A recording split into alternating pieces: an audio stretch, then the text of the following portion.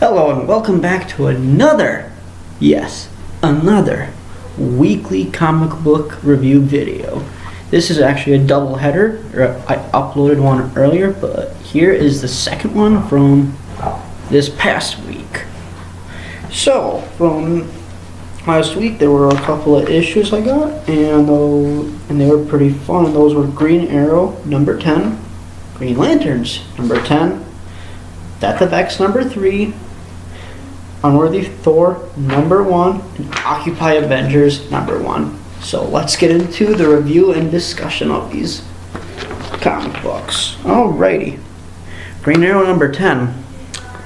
It looks like they have finally left the island, both Diggle, Dinah, and Ollie. And I personally really like this mini arc they're doing right now. Basically think underwater Snowpiercer meets the characters from DC Comics.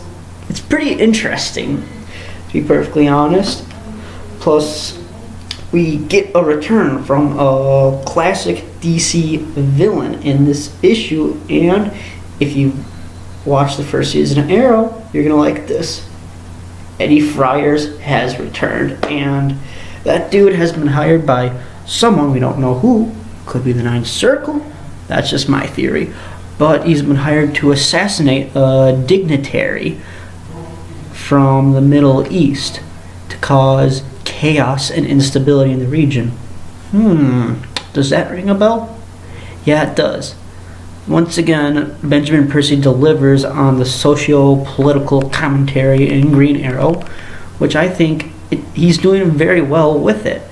Overall, it's a great issue, and one more issue to go with the underwater Snowpiercer arc, and then it's the return to Seattle arc, and that looks very, very promising. Alright, next issue, Green Lanterns number 10.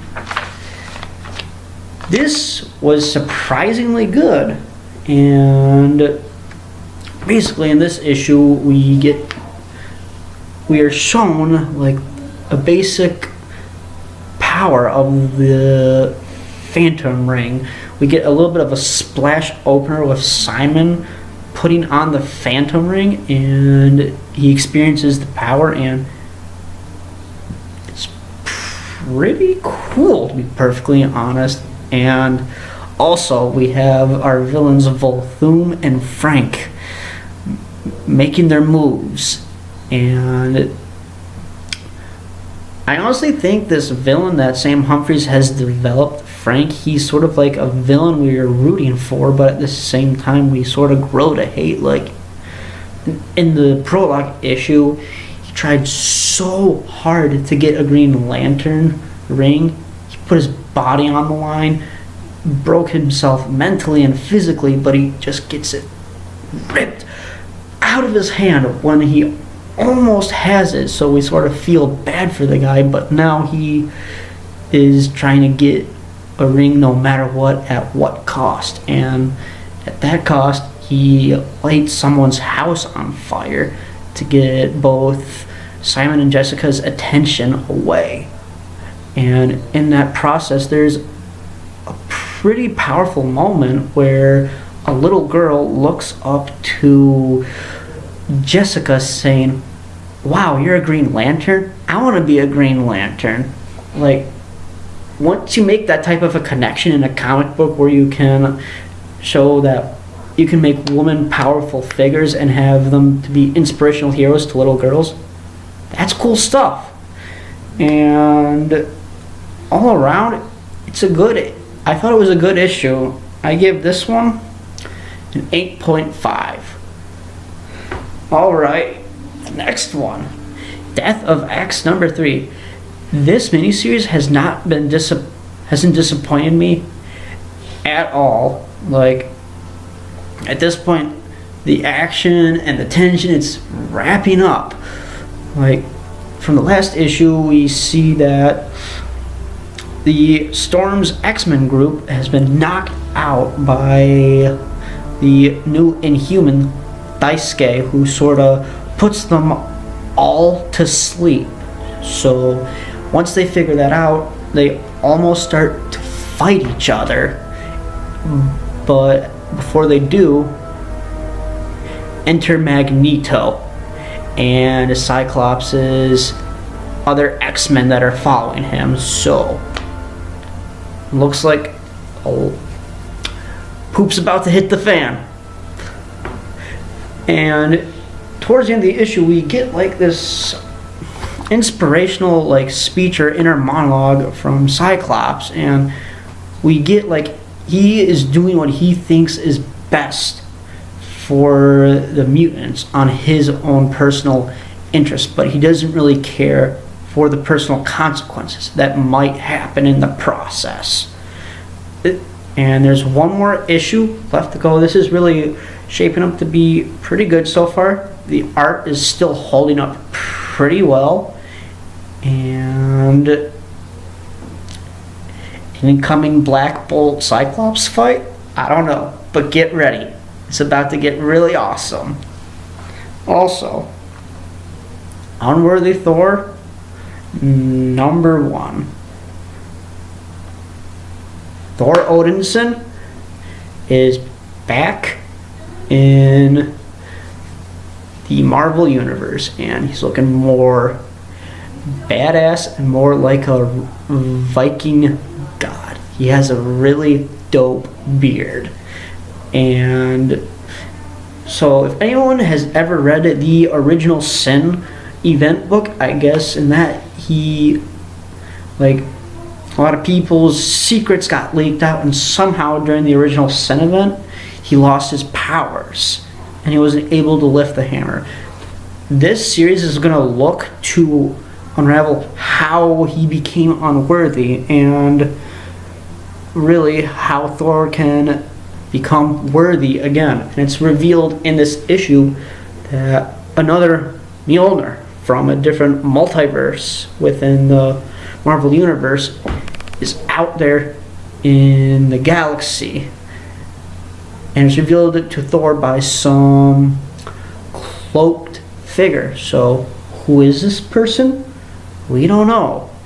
But I think it might be Nick Fury. That's just my theory. But we'll find out down the road. Also, Thor's goat is badass. I actually laughed a little bit when I was reading the issue when he was fighting the trolls, and then he summons his goat to him and the goat takes out some of those trolls. Pretty action-packed, fun stuff. Overall, it was a great issue. Plus, at the end, we get a classic Thor character that returns. Beta Ray Bill. So, if you love anything about Thor or Beta Ray Bill, check this out. It's worth your time.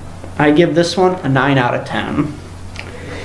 Then, the last one, Occupy Avengers #1. So, if any of you have been up to date or been paying attention at all to Civil War II, Hawkeye or Clint Barton killed Bruce Banner on Bruce's behalf, and it looks like Clint has been acquitted of all charges. Now, like, I guess he's sort of doing the same thing like Ollie Queen does, like looking out for the little guy, and he's going on a cross-country trip trying to help out the little guy, stick it to the big guy, and it's interesting stuff. Once again, this is written by, I believe, David Walker, so there is that same thing with the socio-political stuff in it. Like, we have him investigating a Native American land where their water has been tainted. Two social issues combined into one. The pipeline stuff that's been happening recently and the Flint water crisis. So, relevant stuff to our culture. If you ask me. It's interesting. Also, he meets up with Red Wolf, who was introduced in the tie-ins from Civil War II as well, and it's shaping up to be an interesting series so far, but I really don't know, like, what's the overarching story so far. Like, I don't know. But also, we have a classic Spider-Man villain return this issue, and that's Hydro Man. So, if you have any of the Spider-Man rogues in a comic, I'm gonna read that.